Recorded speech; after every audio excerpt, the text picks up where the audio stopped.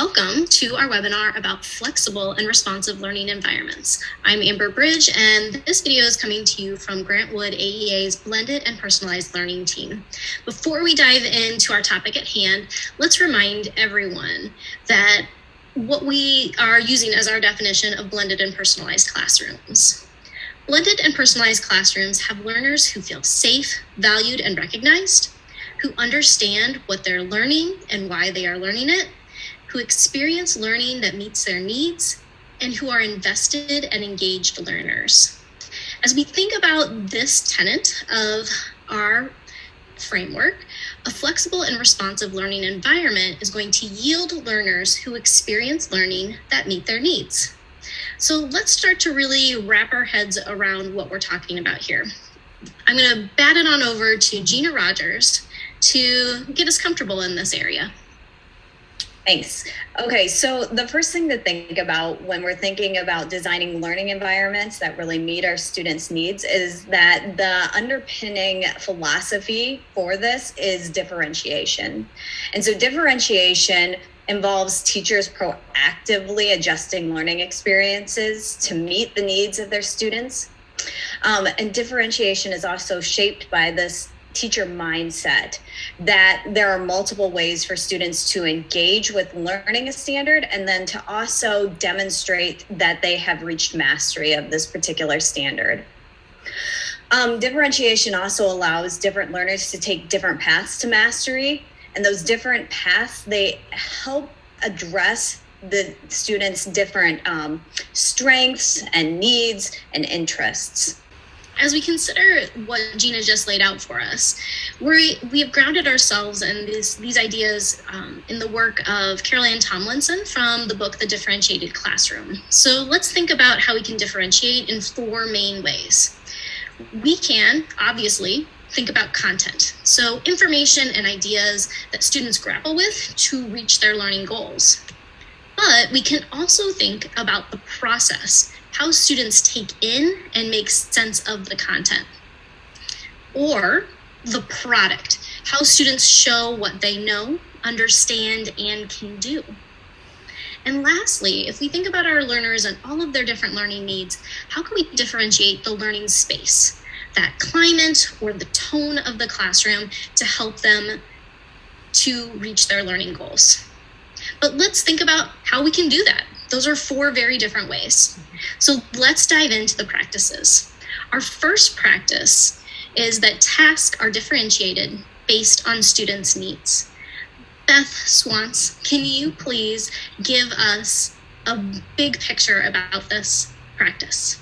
Certainly. So when I think about differentiating tasks based on student needs, I automatically think about playlists. And playlists are one of those basics of blended learning that we talk about often.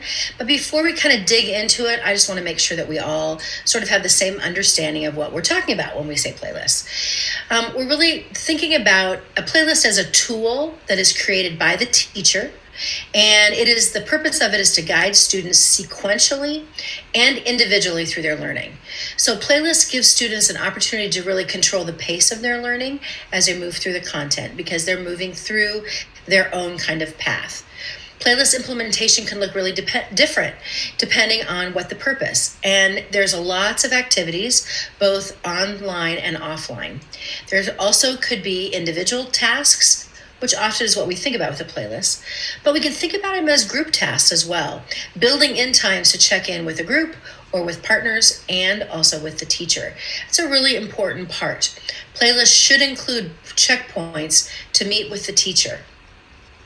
These checkpoints can build in reflection opportunities, also can build in assessment or collaboration with other students. Now, one of my very favorite aspects of a playlist is that it can be so easily differentiated. Playlists can be color-coded, so students have different colors of playlists depending on what the tasks are. They can have a different starting point. If you do a pre-assessment of some sort and a student already understands the first skill concept, they can move farther down on the playlist. Playlists can also be expanded with additional steps. If you need to provide more structure for students, more scaffolding, they can be collapsed with steps as necessary as well. Playlists also can come in a bunch of different formats.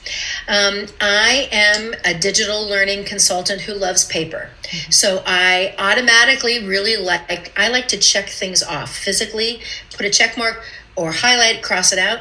Well, playlists can be paper and pencil so that students can think of it more as a to-do list where they go through a process. Students can check off those tasks as they've completed them. They can also record scores. If they're doing an online task, you could record the score in the checklist, in the playlist as well. Playlists can be digital with live links. There can be space for note-taking built into the playlist, for comprehension, for reflection. Digital formats make that easier. The teacher can create a master playlist, and then you can tailor that playlist to a specific group of students. So paper and pencil is a little bit harder to do that, but it can happen that way as well. Another idea for a playlist is for a teacher to kind of create a master playlist, like the whole big picture for a unit. Then you can build off of that master playlist and tailor it to specific groups of students. This allows general playlists. You could create the master playlist once for the unit, and then you could tweak that yearly or by the semester based on the students that are sitting in front of you, instead of having it, and it can meet the students' needs in a very focused way. So that's kind of an overview. That's what playlists are, what they can do. But I think it's important to think about, how would you create a playlist?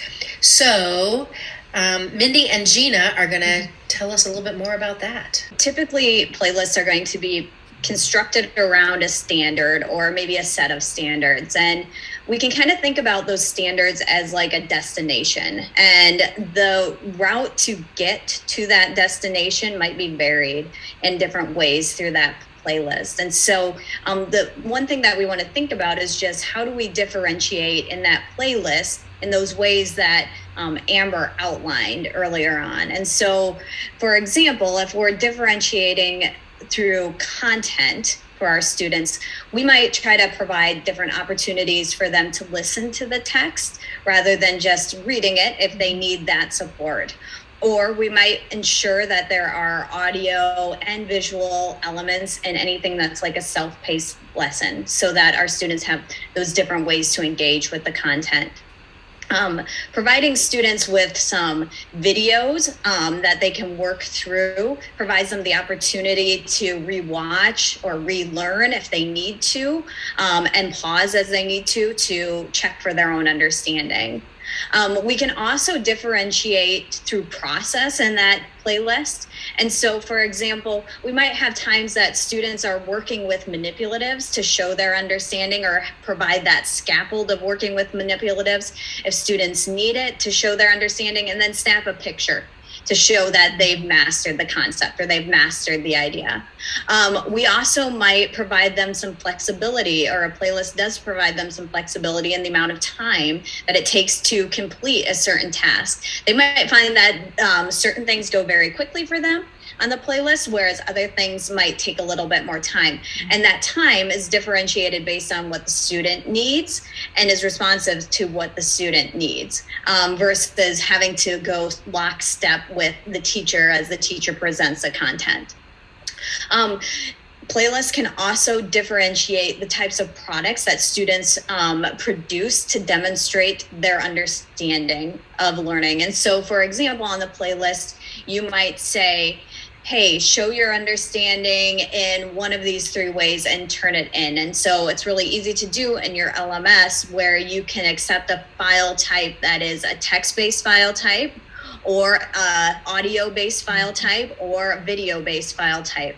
And so I'm communicating the same information or the same understanding in any of those different formats, right?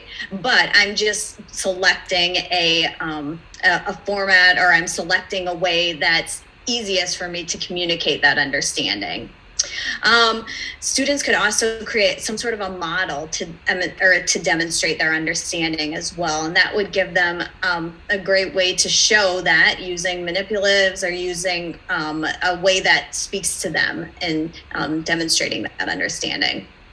Yeah, so some of the examples that Gina provided really address both an online and offline tasks for students so that it's varied and interesting. It's really important to have a balance between these types of activities, considering that students have different types of learning styles and interests, but also providing opportunities for students to discover maybe new ways that they find that might be enjoyable or really powerful in the way that they learn personally. And really making them think about that, I think, is important too. So you might be wondering, well, what's the role of a teacher in something like this? Of course, the designing of the playlist is really important, but we'd like to remind you that as a teacher, first and foremost, you have to provide clear expectations and modeling when you're first beginning something like this. So classrooms and students that are new to playlists will need some time to grow their strategies to make them more independent problem solvers and learners. So during this initial phase, a teacher most likely will need to kind of move throughout the classroom, providing guidance and answering some questions, and making sure that the routines and procedures are working for the students and are working for the classroom and are working for the teacher. You have to kind of figure out what you're comfortable with too as a teacher.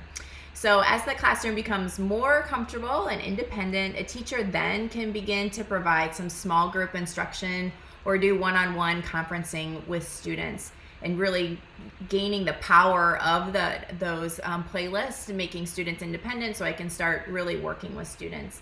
But one of the things I'd like to say that I think is most important is that a teacher really needs to be gathering feedback from their students during this time to kind of gain an understanding of what students feel is working really well for them and what really needs some improvement. Beth, do you have any examples of what this could look like in practice? Sure. So I have 3 different examples I'd like to share. I mean, there are lots and lots and lots of different playlists out there. And we're going to include a link to a slide deck that Mindy created where she took some playlist examples and has created sort of like a plug and play, so you can use the format and then plug in your own content. But I want to just highlight a couple examples because of the aspects that they bring to it. The first one that I want to share with you is a water hyperdoc. If you have not heard of hyperdocs before, this is the time to explore it. Hyperdocs are, there's a website that you can link here, and the site itself has lots and lots of resources, people that have created hyperdocs and are sharing them out. Basically, a hyperdoc includes everything in one place. It is a digital tool. It looks kind of like just a Google Doc, often broken into pieces, like the engage piece, the explore, apply, share, and they follow that same basic format. And then there are digital resources, and there are often questions or different applications. So there's lots of, the format is easy to follow, but one of the powers of the HyperDoc site is that people have shared hyperdocs they've created. Whether you love the hyperdoc or not, they're full of resources that you can use in your own situation, which I think is a sharing is caring example that's a great one to search for. Mm-hmm. The second example that I want to share with you is a paper and pencil example, partly because I felt like it was important to include something that is also paper. Mm-hmm. This is more of a unit plan. One of the things that I really like about this plan is it includes right in the front the mode. So students know right from the beginning if this is an independent activity or if they're going to be doing this in a small group or with a partner. That's a really important thing. As Mindy was saying, how you build these practices in your classroom, having ways that students can keep that information in front of them all the time is really important. This example comes from Centerpoint-Urbana Intermediate School. The last example I want to share with you comes from a website called the Learning Accelerator. This is a math playlist. The part that I think is really, really powerful is the tracker that is included with this playlist. So this is a playlist, looking at it, it has the standards at the top. There's an overview of what the students are going to learn. And then it goes through just really basically, here's what you're going to watch. Here's your practice problems. It doesn't have a lot of fluff. But the part that it includes that is kind of unique is the tracker. So at the end of each section of this playlist, the student will record their score, and then there is a summarize what you learned on the playlist in 2 to 4 sentences. I think that's really powerful. One of the things we're trying to do with the playlist is to shift the learning responsibility onto students, shift that cognitive load to students. This is a way of helping them sort of pause and say, okay, here's what I learned. Also super helpful for the teacher to look at that and say, oh, we've missed a few things here. We might need to revisit that in another format. But it puts that on the responsibility on them. This is not a test. This is really, tell me what you learned. It's a way of getting that language, what it is you're learning, back into the student's hands. Awesome. Playlists can provide such great supports for our next tenet, because if students have a playlist to work from, then we wouldn't have any concerns about what they would be doing when the teacher isn't with them at that moment, which would then free up the teacher to dive into our next tenet, that small group instruction is differentiated based on student needs. So I am going to hand this over to Gina to help us out with this one. So one of the major underpinnings in small group instruction that's differentiated based on student need is that every year or every class or every semester or whatever, you're looking at the students that are in front of you, and you are thinking about what are the needs that these students have and how do I best instruct for those needs. And so you don't necessarily think about, oh, how I formed small groups last year or how I even formed small groups last week. We have to be constantly flexible and responsive to where our students are at this particular time in their learning.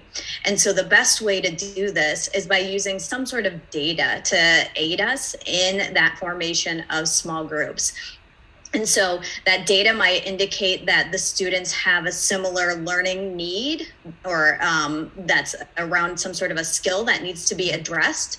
The data might also suggest that the students have a similar interest, and that provides us a different pathway or a different entry point into talking about a certain content or instructing in a certain way.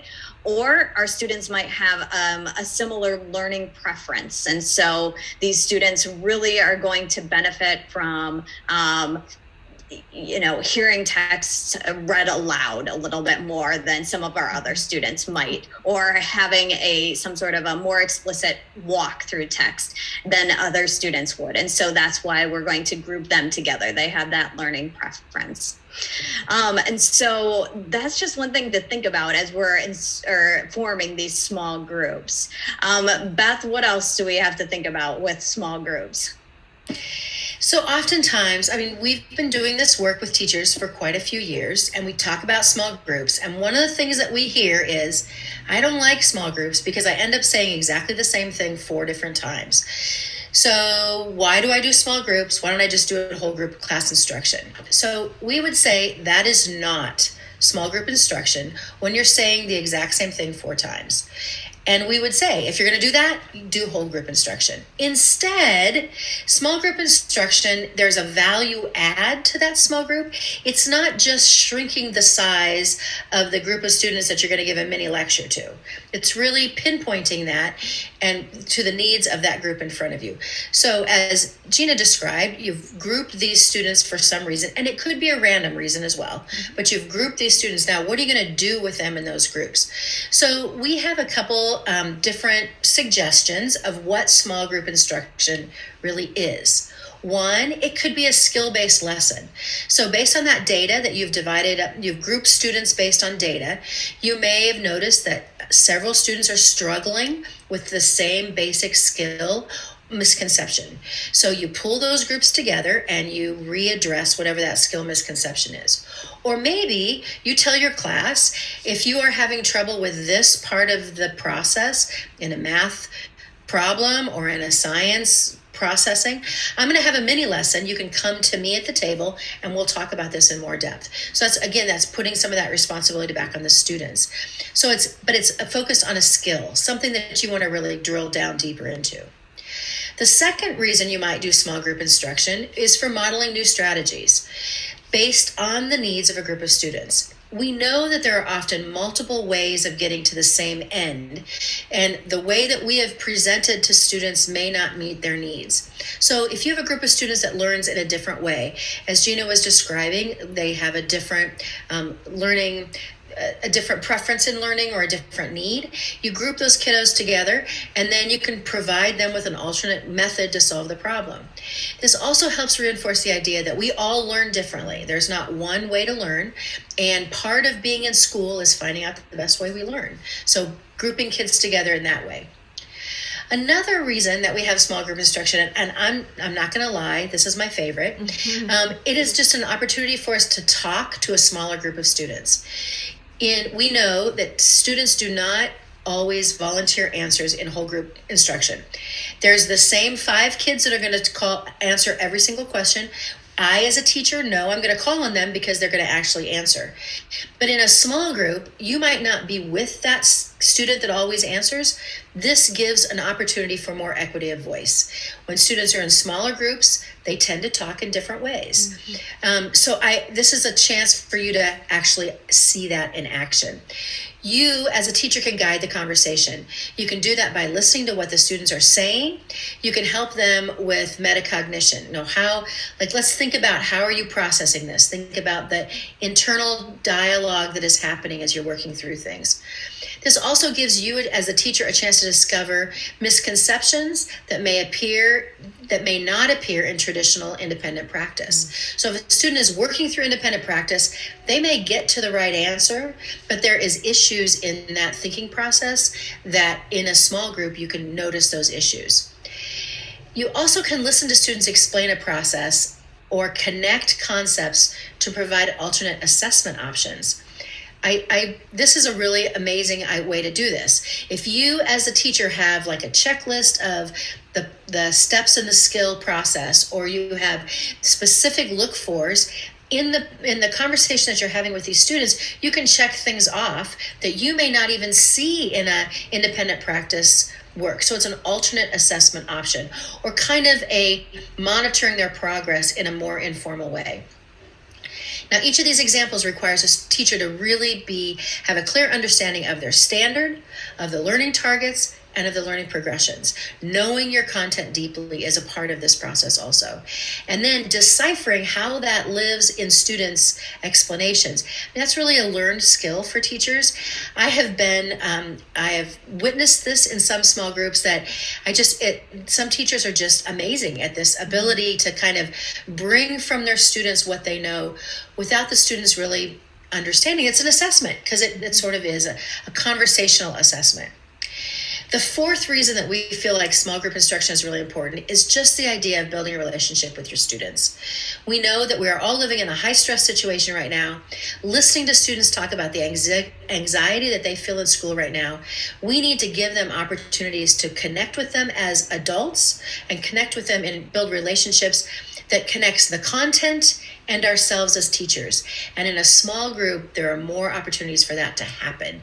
So it's another way to just really see our students as people in front of us, and for the students to see us as people in front of them as well.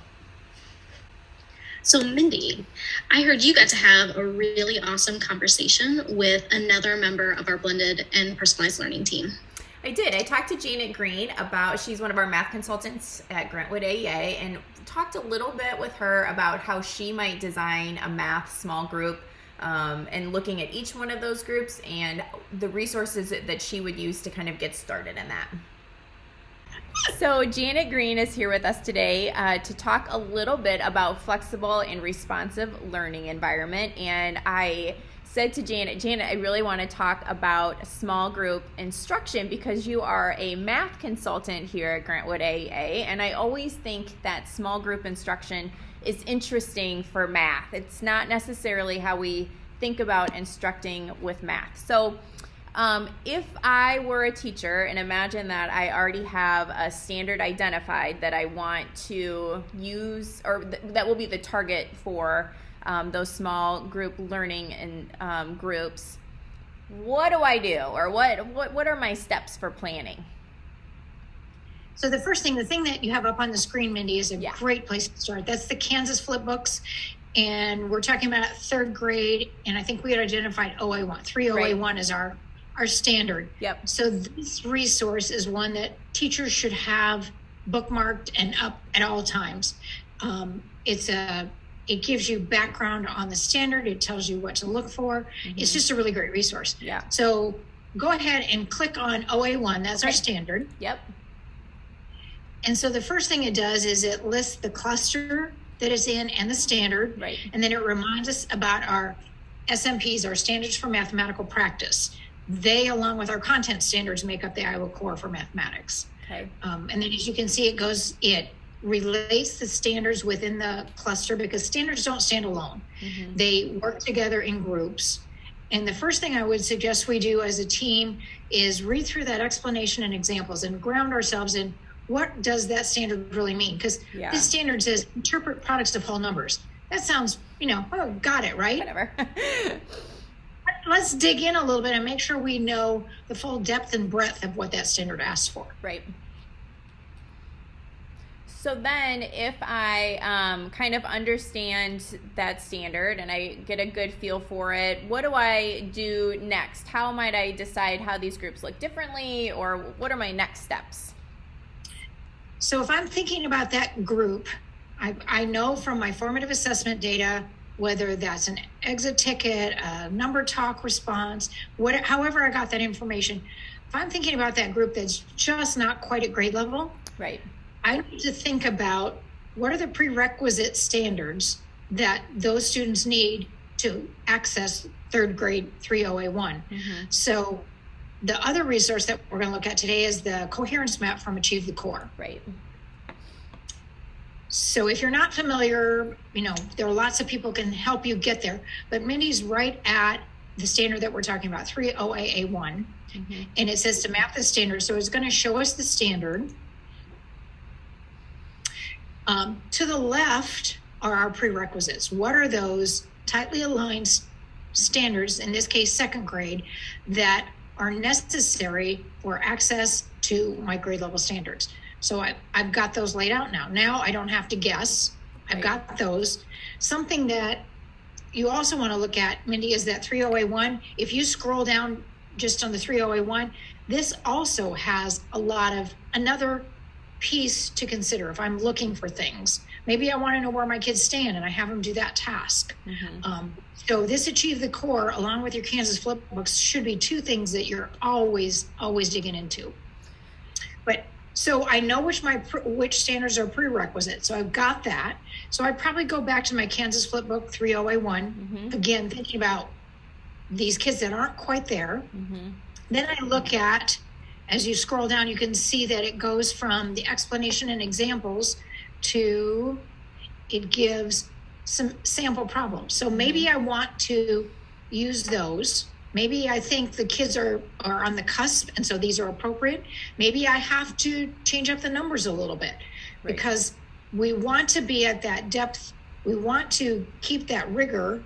We don't want to take away the intent, but maybe right now it's just the numbers I'm using. Maybe it's not. Right. But these are some good things to look at. So if I have, so there's instructional strategies here too, and you know what, I didn't scroll down further. Did you want to talk a little bit about the resources and tools also in this Kansas flip book, Janet, so that or maybe talk through some of those things and how do I choose which thing for what kid, or what would it look like? Right. The first thing, you've got the progressions at the top, and that's digging deeper as the adult. What do I need to understand? Maybe I know my prerequisite skills and I really don't, because I'm a third grade teacher and I haven't had a lot of experience. Maybe I need to go back and do some learning there. So that's always there. The K-5 math teaching resources, all Grantwood teachers have access to the centers and the journals. They're a gold mine. So you could click on K-5, and I could pull a center, and some are games, some are individual. That's a fantastic resource. Engage New York, again, that free curriculum. You can dig in. Once you know your standard, that kind of unlocks what you're looking for. It also lists the Georgia Department of Education. They've got an example, Barnyard Legs. They also have NCT on illuminations. There are some examples. Okay. So, Mindy, teachers should never be scrounging in non-evidence-based resources. Right. There are so many good things at their fingertips. Don't get swayed by, oh, that's cute. Right. Stay with those evidence-based things that we know work. Yeah, and what I really like about these resources is that it can be challenging sometimes, I think, to first of all recognize where kids are at, and then identifying the tasks or the activities to do with them that really pinpoint either reteaching or practicing or whatever it is that they need. And so these resources, I think, are really important, because when I'm pulling kids for small groups, I want it to be intentional, right? I can't have the same lesson for each one of the groups. They have to be a little bit different. So even though I might think about that a little bit, Janet, how might like the representation of these different things look different for different students depending on where they're at in the learning? I know you mentioned that one of the ways we could differentiate is just by the different number choices that we use and put into story problems or things like that, right? But are there other things that I could be doing with students as far as representation is involved that would help differentiate for those kids too? Yeah. A lot of people have heard of the CRA, concrete representational abstract idea, that we want kids to build from the concrete and get to the abstract. Right. Absolutely. There is probably a better way to say that: concrete, semi-concrete, and abstract, because everything we're doing is representational. The blocks represent, the pictures represent, and the numbers represent. So the maybe more accepted phrase acronym is CSA. Okay. And one of the things that maybe I'm not alone in misunderstanding, I used to think that I start with a concrete, then right. I move to semi-concrete, and then I move to abstract. Right. They all work together. I do the concrete and I include the semi-concrete and I infuse the abstract. They're not separate entities. They all work together. Now, in my small group, I might be having my students do more of one than another. Sure. If they're working on that conceptual understanding, maybe more concrete. But my kiddos that are at grade level or need extension, that doesn't mean that they're not using concrete or semi-concrete. Mm-hmm. Which is interesting to me, because so when you say that, it makes me think about like when we're doing these representations with, I mean, I always think of blocks, right? I was an elementary teacher. Sounds very elementary. What does this look like for high school small group instruction? Does it change? Doesn't it change? What's right? What's wrong? Again, I think this is maybe newer learning, or at least different practice, because Mindy, I'm old. When, there was a definite change from maybe primary to even junior high school. Mm-hmm. We never had things. We never used tokens for integers or anything like that. Sure. All students should have concrete, semi-concrete, and abstract. Otherwise, we end up with either kids who are good at memorizing or following rules, and so they're good at math, right. or kids who aren't and need to understand, and so then they're not good at math, which of course is not true. Yeah. But this should be K-12. Yeah. Well, and I think too that, I mean, it's great to be using those things in small groups, even as a high school math teacher, because students, if you're just starting this with your high school students, to be like, wait a minute, I'm representing stuff again, I don't know. So that would be a great opportunity to sit with kids and kind of figure out, because there's probably going to be some gaps that you're going to identify with your high school students. You're like, oh my goodness, they've just memorized how to do algorithms for years, right? So it's a really great opportunity to kind of identify some of those learning gaps. An example that comes to mind with that, Mindy, is integers. Like, kids will know, do the opposite. Why? Yeah. Where are the tokens? Where are the number lines? Where are all those things that make sense of that? Because if you forget that rule, you're out of luck. Yeah. But if I understand the concept, I can work through it. That was a great question, Mindy. Thank you. Yeah. Well, Janet, is there anything else that you'd like to share about small group instruction for math? You want to think about what's the evidence of learning? Now, you don't need to have every single day paper pencil. It might be Seesaw. It might be an exit ticket. It could be the game recording. Maybe it's something that they do for a couple days or 3 days, and then by the time they finish, there's something. We want to make sure the kids understand that the small group whether they're with the teacher or not, is intentional and they're learning something from it. And they've got to be responsible for their part in the learning. Well, thank you, Janet Green, for talking a little bit about small group instruction with math. We hope you come back and visit again. I will. Thanks, Mindy. Okay, you bet. Wow, that was a great conversation. Thanks for capturing that for us, Mindy. Hopefully, through this webinar around flexible and responsive learning environments, it helps to start to get you to picture and imagine how we can start to get our learning environment to different places, and really hopefully paint a clearer vision of how playlists and small group instruction can work together to help meet the needs of our learners at where they're at, to be flexible and responsible to the students that are currently in our classrooms. We hope that you enjoyed this information, and don't forget to always put the person in personalization.